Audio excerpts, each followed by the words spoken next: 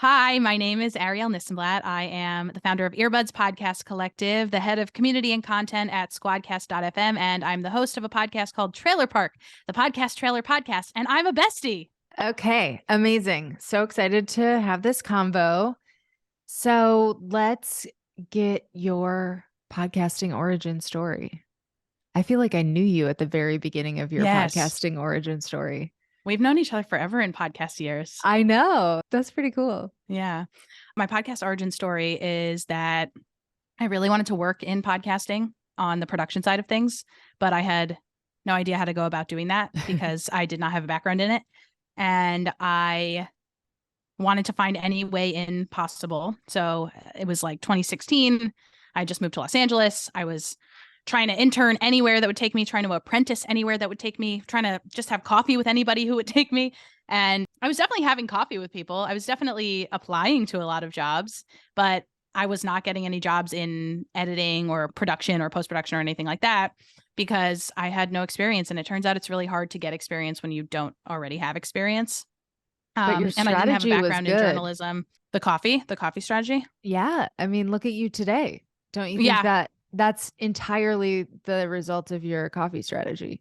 total. It's a coffee strategy, and it's the strategy of make up your own thing and make people have to talk to you. So all of this led to me saying, okay, let me try to work on the business side, right? If I can't work on the production creative side, let me see what the business side is like.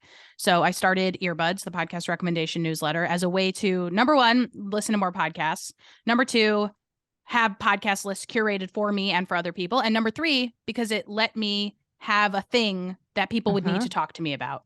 Yeah. So newsletters, podcasts, any digital types of creation, they thrive when they are being collaborated with, and you thrive when you are collaborating with others, right? So Earbuds, the newsletter, later Earbuds, the podcast that goes along with the newsletter, are all things that allow me to reach out to people and say, hey, let's leverage these things and work together. So how long after you started Earbuds were you able to, like, because you worked at Castbox and then Squadcast, how long until you wound up getting your dream, which was to work in podcasting? Yeah. So I started Earbuds in February of 2017. And in November of 2017, I started managing a co-working spaces podcast studio in Los Angeles. I remember that. Yeah. Did you ever go there? At one time, I think. Yeah. Yeah. It's a pretty space. So earlier that year, I pitched a bunch of different co-working spaces and was like, you should have podcast related things going on. And then this place was like, yeah, sure, come do it. And I was like, okay, let's see what that means. So I did that for about a year and a half. And while I did that, I hosted networking events and kept getting coffee with people. And yes, I was working in the podcast space, but it wasn't fully in the podcast space. I was also doing work for the co-working space, like giving people tours and all that kind of stuff. And then just also managing the podcast studio bookings and things like that. So it was definitely quite the dream. It wasn't quite the dream. Close. It was close. Yeah. It was close. We were getting there. Yeah. And then in 2019, well, what's interesting is my newsletter made people reach out to me, made people say, hey, can I curate a list? Hey, can I advertise in your newsletter? Hey, can you do me a solid and put this piece of news in my newsletter? And over time, I started building relationships and strong relationships. And Castbox had advertised a few times in my newsletter. And then in 2018 at Podcast Movement in Philadelphia, I got to have a sit down meeting with the CEO of Castbox. And they were just asking for my feedback as a listener, somebody who used the podcast listening app of Castbox. And because of that, they now knew my face and continued to pay for ads. And then about 7 months later, they needed to fill a position and they thought of me. Right. So it all goes back to this newsletter. It all goes back to making a thing for myself, making people need to talk to me. Yeah. So then I worked for them for about a year until August of 2020. And then I started working for Squadcast and I've been there ever since. Yay. Okay. So your latest project is this Trailer Park podcast. So tell us about that. And then also what you've learned about the art of the podcast trailer while working on this. I love trailers. I really do. I love any teaser that gets people excited about potentially finding a new thing to listen to. And there's a few origin stories for Trailer Park, the podcast trailer podcast. The first is that I love experimenting with different types of Twitter and LinkedIn engagement strategies. And one of the ones that I came up with was, here's a thread on Twitter of every day for the month of June of 2022. So this was last year. let me listen to one of the trailers that is being currently posted on New and Noteworthy on Apple Podcasts. And then let me write a little bit about it. Was it effective? Was it entertaining? Am I going to listen to it? Am I going to go into listening to the rest of the show? So I did that for a month, and I just found it to be a really interesting way to be exposed to new shows, some that I would never touch again, others that I definitely would touch again, and maybe I wouldn't have if I hadn't set myself out to do this thing. And then I went on a road trip with my friend, and she's been a podcast listener. She actually edits the Earbuds newsletter. Shout out to Abby. She's been doing it for 6 years, and she's just Nice. the best editor in the land. She has been a podcast listener, but is definitely not a regular podcast listener because she doesn't have a commute, and she's like gone in waves, but she's definitely an NPR girly. Like, she grew up listening to the radio. So she gets it. Good. Yeah. She understands audio as entertainment. So we were in the car and we were listening to trailers for shows that I had already listened to, and I was trying to turn her on to them. And what I found was that the trailers didn't often match the tone, texture, content of the show. They sort of get very cinematic. You know, they do, here's what's going to happen in this show, and here's a clip, and here's another clip, and here's a clip from somebody with a different style voice. Get ready on June 19th. That's when the show drops. And so I found that to be fascinating because I had only known that because I had then gone on to listen to the full shows, or I had listened to the full shows already. And when I was showing these to Abby, I'd be like, that's not actually really what the show's about. I do think you'd like it. So that got me really curious. So then I started tweeting a different tactic, posting on LinkedIn as well. What if there was a show dedicated entirely to podcast trailers, whether those trailers exist and are part of larger bodies of work, or were made for fun, or were made as a joke, or were made to potentially gain some funding, but didn't actually gain that funding. And I kind of let that tweet sit there. And then I came back to it every few months when I had new developments with this project. So, for example, when I found a co-host, Tim Viegas, or when I found out what my cover art would be, or what I found out what the music would sound like, the sonic identity of the show, who the guests would be, here's the submission form, here's the website. I was really building in public when it came to getting the show off the ground. Let's talk about trailers, but first I want to talk about your Twitter and LinkedIn, because I see you do this a lot, and like, it's a whole different way of, I have not been able to embrace those platforms for themselves. They're a little bit of an art to themselves and figuring out how to make them work. What's your strategy for those? And like, how do you test different things? And I'm not even smart enough about the platforms to ask it the proper question. It's a good question. I don't think I'm intentionally doing anything. I go in with the thought of, how can what I post be helpful for either Arielle, myself? I've never in my life been like, let me go back to that tweet from 2 months ago. Like, I'm not. Interesting. Do you know what I mean? Even yes. That's okay. Like so advanced. You're talking about that.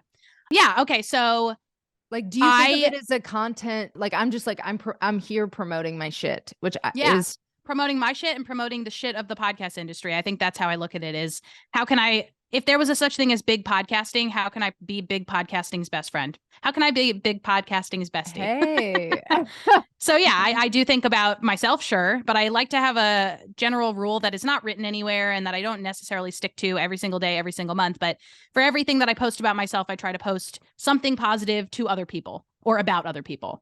And I think what that does is it forces me to get out of my own head, and it also comes back to you. It really does. If people see you as being helpful, they want to help you. Yes. Yeah. And are you planning your content there in advance, or are you just, no, is it all off the cuff? Fly by the seat of my pants. Okay. Yeah. But I wake up, like, you do have your finger on the pulse. So you are seeing like different trends and stuff. And that's your strategy for like, how can I do my own riff on this and test engagement, right? Yes. I will definitely see a tweet or a LinkedIn post go viral in another sort of subset of creator communities. And I'll be like, how can I relate this to podcasting? Yes. Here's a meme format that's going viral. How does that relate to podcasting? And usually those things do pretty well. But another thing is, like, the other day I tweeted something about James Cridland's pod.events, which is you can go to pod.events. And if you have any events, whether they're in person or virtual, you can post that event and it'll be listed on his website. So you get a nice backlink, but he also might even post it in his newsletter. And that's great. That's free press for you. So the other day I posted about that, not because he had updated the page, not because it was in the zeitgeist in any way, but because I was like, you know what? I don't know if everybody knows about this, and it is free PR and people should know about that. So I'm not thinking once a week, like, hey, let me share a resource. but it does end up shaking out to once a week I share a resource. Once a week I do an engagement thread. Yeah. Yes. Where people get to show off something that they're working on. Once a week I try to do like a funny tweet that relates to podcasting and pop culture. Once a week I try to share a podcast recommendation. But I'm not thinking about anything. I'm not saying like, oh, I didn't post my podcast recommendation this week. Okay. Yeah. Interesting. Okay. So from doing this trailer park show, what have you learned about what is a good trailer? Like, what's the recipe? The first step is having one. So many people don't have trailers or don't think to prioritize it. And I think the reason you should have a trailer is because that trailer should drop a few weeks before your show drops. And the podcast Bestie did this very well, and work on getting people to the landing page, for lack of a better term, of your podcast in their favorite podcast listening app so that they can hit follow or subscribe, so that when you do drop your first episode, people are followed or subscribed to it and they'll get a notification or they'll otherwise see it somewhere. So the first step is making something. What I did for Trailer Park is I made a pre-trailer, which was 34 seconds long. I literally said, I was very transparent. I said, this is a placeholder. I am putting this here so that my feed can be alive. That's it. Here's a little bit of music. Here's a little taste of who I am. My name's Arielle. You can find out more about me and this podcast trailerparkpodcast.crd.co. You can go there. You had 3 teasers, trailers, 3 teasers. So very smart strategy. Lay it out for everybody. Yeah, I love being very transparent. So we had pre-trailer, then we had a trailer, and then we had what we called a teaser. So pre-trailer was 34 seconds. Trailer was about a minute and a half. And then the teaser was 3 minutes. And so how did you decide about timing those out and what they included? You were just including a little bit more information each time. Yeah. So the pre-trailer was really just, hey, this is coming soon. The trailer was, here's what you can expect in the show, and then when to expect it. And then the teaser was, meet me and Tim a little bit. Here's a little bit more of our personalities, and here's what you can expect. And, maybe we're going to give away a little bit more. So, there's no real delineations between a teaser and a trailer. I think my point was that I was playing around with the concept of, let's give something away so that people are interested, but let's not give too much away that we are boring people, because we're giving away our secrets, or we're telling you everything that's happening in season 1. Yeah, and you sort of have to create your own moment, right? And by having 3 trailers, you get to have 3 moments. 3 moments. That was my strategy, is make news every single time a new trailer drops or new episode drops. And it's hard. And I think about this a lot, because if you have an ongoing season, your first few episodes are very exciting for you and for other people. People are pumped, it's new, it looks new, the cover art is novel, you're not used to seeing it. But then by the 5th episode or so, you're like, okay, it's hard week to week to churn this thing out. I know you're going through it right now, and I'm still working as hard as I was on the first episode, but it's kind of sad because the novelty wears off for the people who are potentially listening and tuning in. Oh, yes. I know. But another thing that I want to share with the besties and talk to you about, because I've seen you doing this and I've been trying to do this a lot too, is making a game out of the growth a little bit, or ratings and reviews. Like, I have gotten so many more ratings and reviews for Private Parts Unknown since I started being like, every episode I'll be like, hey guys, we're trying to get to 75 on Spotify, and we're trying to get to 250 on Apple Podcasts or whatever. And then I'll announce where we are, and it's a game. People feel like they're in it. They feel like they're in it, and they are honestly helping, versus like just a blanket, can you give me a rating and review? And one thing that I saw that was very smart with you was you had your 3 trailers out or whatever, and you were like, hey, trying to get to 1,000 or something like that. You're like sharing your download goals, and you're making your listeners feel like they're part of helping you reach that, which they are. It works for this show. It works for Trailer Park. It works for Podcast Bestie because it's a podcast about podcasts. Yeah. It doesn't work for every type of show. Not every show needs all that transparency. But if you have a podcast that's for creators, I think be transparent about what you're doing and is it working? And even periodically on other shows, like The Bleeders, when I make a moment out of it and be like, hey, I try to make a goal each time with my people. I think it works because it's for creators. I think people are invested in what it takes to have your own thing and make that thing thrive. Yeah. Okay. So you're a podcast marketer. What was your strategy going into like launching this new show? How did you set yourself up for success? If I had to boil it down to a sentence, I would say everything, everywhere, all at once. I try to pop up in as many newsletters, podcast listening apps, other editorial places, on other podcasts in around the same time, to as much as I can control that. Some of those things are still rolling in, even though we finished season 1. Right now, we're between seasons. Right now, this interview is happening, and it's going to hopefully drive some more people to check out Trailer Park, but we're between seasons. But those episodes are still very valuable. But around February of 2023, just a few months ago, when we dropped the real first episode of Trailer Park, we really tried to make sure that we were being featured in Pod News. We were being featured in Podcast Bestie. We were being featured in Earbuds. We were being featured in Lauren Passell's suite of newsletters. We were being featured in Katie Lore's newsletter. We were being featured in Podstack. We were everywhere you can imagine. I tried to get at least a mention so that you couldn't possibly not see me, so that you see me so much that you're like, you know what? Maybe this show sucks, but I at least have to try it. Yeah. That's great. Did you do anything paid, or it was all organic? I did a Mopod boost, just like you did on one of our episodes, but we did it as a partnership. We did it as a partnership I would then come to them and say what worked well. And we talked a little bit about it on the show, and we're going to do a bonus episode, I believe, sometime down the line about that. Nice. I do want to recommend too, to besties, syncing up. If you do something paid, you were just mentioning trying to get all of your coverage in this condensed period of time.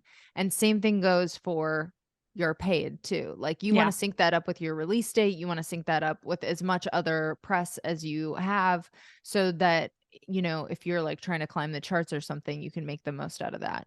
And so that you can track it. So I think maybe what you try to do is go organic at first, and then maybe towards the middle of your season, when there's that mid-season slump, that's when you do some paid, so that you can easily attribute that to paid rather than, oh, is this because of my editorial pitchings? Oh, yeah. Though, yeah, it depends what your goal is. And it's nice to do it a few episodes in too, because you have multiple episodes that people can listen to when they find your show, which is good. So one thing that I hear you talk about a lot is co-marketing. And I would love to have you explain what co-marketing is and some good examples, and how people, indie podcasters especially, can set up successful co-marketing campaigns. Yeah. Co-marketing is a thing that I have been doing without having a term for it for a really long time. But the term came to me when I was listening to an episode of the Sounds Profitable podcast. I want to say a year ago, maybe a little bit more. Brian Barletta was speaking to Steve Wilson, who is now at Q Code, but he used to work at Apple for a long time. And he was talking about how one of his strategies at Q Code in order to launch shows is to create co-marketing campaigns with Apple. Apple wants people to listen on Apple. Spotify wants people to listen on Spotify. Castbox wants people to listen on Castbox. I could go on all day. Why? They need daily active users. They need monthly active users in order to prove to their shareholders that this is a worthwhile app, or to, if they are an ads-based platform, to have ad impressions, things like that. So in order to make people want to listen on these apps, they need to make sure that their homepages are enticing.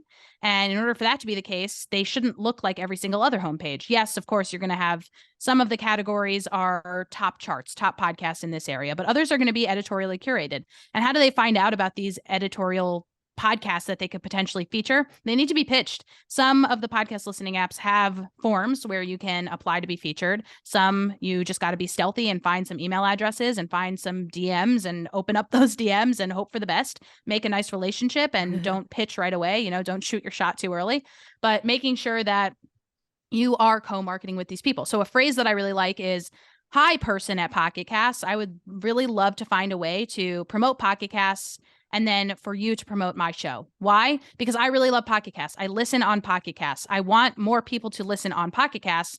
And I already know that you have featured shows like mine in the past, so I'm curious if you'd consider featuring mine at this time. And what that does is it allows you to have a nice placement if you're accepted on their homepage, and then you can milk that for all it's worth. You can take a screenshot, you can talk about it, you can, post it in your newsletter that you were featured. The rule of thumb here is you don't want to be cheating on every platform. So you don't want to go to Spotify at the same time that you go to Apple, at the same time that you go to Spotify, Castbox, Stitcher. So choose one, make an ask. If they say yes, awesome. Be loyal to them. If they say no or they don't answer you, try something else. And then, of course, you're going to see some podcasts that are featured on all of them all the time, all at once, and that's good for them, but it's not always going to happen. How can indie podcasters do this? Just the way that I did. I'm an indie podcaster. I did this. It took me a while to build up these relationships, but it's not because I'm special. It's because I took the time. And I think Good Pods is a really great option. And another thing to consider is not all of these podcast listening apps being featured is not going to necessarily guarantee thousands and thousands of downloads, but it's all part of building buzz around your show. So getting featured on Good Pods, even though it might not drive so many new listeners to you, it's still great for you to be able to say, check us out. We were featured on Good Pods. And then you might even chart in Good Pods charts. And then you can post that you were charting in Good Pods charts. All of these things are things that you can point back to and that you can eventually take screenshots of and put in your deck for your next season. Yeah, totally. So I was just talking to Lauren about this, but I sometimes feel like with those submissions, I'll submit and I don't hear back or whatever. And I feel like it's just going into the void. So then I just will get discouraged and I won't want to do it for, it'll be like a year later and then I'll be like, shit, I should do that again. So how do you create a successful, how do you pitch them something that is going to be enticing if you're not like the biggest show? Find out who they are. Find out who are the people who are making these curations. So I'm not like going to out any of these people because that's not the game I'm playing, but they make themselves pretty obvious about who they are. Like if you go on LinkedIn and you search Apple in the search bar, and you might have to do some sifting, but you can find out who puts in their bio that they work for Apple. And then they might even put in their bio that they work for editorial within Apple.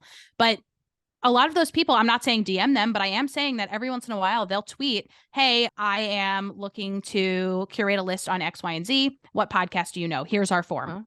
Recently, somebody posted that there's a new spotlight form. You can now apply to have people spotlit on Apple Podcasts. And look, again, just because you apply does not mean you are entitled to being featured. But how do you up your chances? I think the question to ask yourself is, why should this be featured now? That's actually a question that Apple asks themselves. Spotify doesn't ask that exact question on their form, but they have some questions that I think just making sure you are being very clear as to why your podcast should be featured, why now, who is in this episode, why is it special, why is it different, and what are listeners going to take away from this episode? What does it fit into? Make it clear that you are aware of other shows that they have featured in the past and how your show not only fits into that, but also breaks the mold a little bit. Yeah, I understand being discouraged. I have applied hundreds of shows and only gotten a few approved as being featured. But you know what? That's not a terrible percentage. And also I can't expect them to just like see my name and be like, oh, gotta trust Arielle implicitly. They're running a ship, they have to make sure that these shows are high quality. They have to make sure that they are adding something to the discussion and that they're not playing any favors too. So how often should you be pitching? Should you be pitching them? I don't think that there is a set amount of times that you should or shouldn't be pitching. I think when you have something that you feel is buzzy, great. And it could be that you feel that every single episode is buzzy. I would encourage you to look at that again. And, yeah. When you've got something great on your hands, What's the most that you would do? Like every other month? I would go every month. Oh, really? Yeah. I mean, it depends. Like I am often pitching on behalf of people who have shows launching, but for my own show, I think I actually don't pitch my own show that often because I'm kind of like, the Apple people know who I am. If they want to feature me, they can feature me. Right. And you know what? If they do, great. If they don't, I'm going to wait my turn, basically. As if it happens, it happens. I actually have been featured on New and Noteworthy with one of my podcasts, Counter Programming, and it was huge. Yes. But it brought good and bad. It brought us to 18,000 downloads for the month of July that we were featured, as opposed to regularly we were getting like between 2,000 and 4,000 downloads. So it was huge. But it also brought us from a 5-star rating to a 3.6 because it exposes you to people who might not like you. So I'm not saying that you should not seek feature just because of that, but I am saying there are some things that you should be aware of. That's exactly what happened with Reality Bites when we got a home page feature. Yeah, just people were mean about our voices and stuff. Fuck that. But that's what happens when you're reaching way more people, which I'll take it. So, okay, you see a lot of collabs, you see a lot of swaps, you see a lot of cross promos. Give me a cool out of the box example of how indie podcasters could collaborate and market their shows. Yes. I will give an example that Tim and I did for Trailer Park. So we set up a lot of interesting paid promos as well as non-paid promos. So we had a bunch of sponsors for season 1. And one of the things that we did in order to make sponsorship with one of our sponsors, which was the Vocaster from Focusrite, more enticing to this sponsor, was we not only did a giveaway on every single episode where if you filled out a form, you could win a Vocaster from Focusrite. So we gave away 8, one for each episode of season 1. But we are also going to be interviewing Dan Hughley of Focusrite, and we're going to be putting that episode out. And hopefully that episode doesn't read as SpawnCon, but is actually just exciting. Here's why you might consider using an audio interface. So that's something that it's technically it's not a paid episode, but it is part of our larger offering for a paid sponsorship. So that's on the paid side. But I do want besties to take away the idea that like you have more to offer than you think you do. Yes. Even if you're only getting 100 downloads per episode, you can offer this bespoke episode. You can interview a potential sponsor and say, this is part of the package when you sign on with us for season 1. A nice branded episode is super valuable to someone. If they know that it's going to sound good and you can make them a piece of content, that is extremely valuable. They can send it to whoever they want. Yeah. Doesn't matter who your audience is. Look how good we sound. Look how good I made us look. Another thing that we did with Trailer Park, the podcast Trailer Podcast, that is non-paid. One of our episodes, we featured the trailer for a podcast called Serum from WHYY and local transmedia. And we liked it so much that we liked the trailer so much. And Tim, my co-host, went on to listen to the entire series. And a lot of people actually told me, wow, I loved this so much. I actually went right from listening to this trailer to listening to the entire series. 3 people have told me that, which is great. Cool. Tim reached out to Grant Hill, who was the reporter on that show, and asked to interview him. And we're going to be dropping that interview in our feed. You can bet that Grant is going to be very proud of that, and we'll be posting about it on social. So that's just a collaboration that we wanted to do out of the goodness. I'm not going to say the goodness of our hearts, out of the fact that we just loved this, that we thought it was great. And that's not something that we plan for, but it is something that can come up and that you should feel free to explore, because people are definitely interested in talking about their creative processes, and you can take advantage of that. Yes. Okay. Awesome. So, okay, you talked a little bit about paid advertising, but what would you say if besties have a limited budget and they were going to prioritize just a couple paid things? What are your top recs for things that they should look into? Yeah, I like Mopod. I like Amaze Media Labs has a semi-similar product to Mopod that I would check out, or that I have been doing some experimenting with. I like buying ads on Castbox. I like buying ads on Overcast and Pocket Cast. However, those are impression based as opposed to guaranteed. So that's just something to be aware of. It is not something I recommend if you have a limited budget and it's the only thing you're considering. But if you have a limited budget, depending how limited it is, and you're trying to spread that out a little bit, I would consider that. I do also like the idea of advertising in newsletters, but most likely not newsletters that are podcast industry focused, more so newsletters in your general topic area. I recently did a swap. Earbuds, my newsletter, did a swap with a newsletter called The Future Party, and they brought us 113 clicks, and a good percentage of those people converted. I think it was 25% conversion, and that was a free swap. So I posted in my newsletter about them, they posted in mine. But this is all to say the newsletters do work, and it just needs to be the right target. It needs to be the right copy. So if you have money, I like spending there, but I would also consider that you might not get the copy right the first time around. So definitely make sure that it is reading right, that your call to action is the right one, that your landing page is optimized for people to press play or to subscribe to your newsletter, whatever it is you're asking them to do. Yes. Yes. Okay. This is fun. I am asking everyone. I'm auditing you? You're auditing me. Oh, because I listen to the show. Coming. Yeah. Yes. Okay. Hit me. Okay. You already know my offerings. How should I audit you? I wish I prepared this. I just knew that you were going to ask, and then I didn't think to actually say anything. This is so niche, but I would play around with the different colors that you have going on with the podcast bestie stuff in your social images. Right now, every time you post an episode, you post the person on a blue background. I would play around with the pink. And the reason for that is because I think people's eyes get tired. And we were talking a little bit about fatigue when it comes to the middle of the season. And now that you are going to be a few episodes in, I think as much as you can, shock people. So sometimes that means with social media images, sometimes that means with the copy that you use in order to tell people to subscribe and to leave us a rating and review. But I think in every episode of your show, but also in general, people should be asking their listeners to do an action.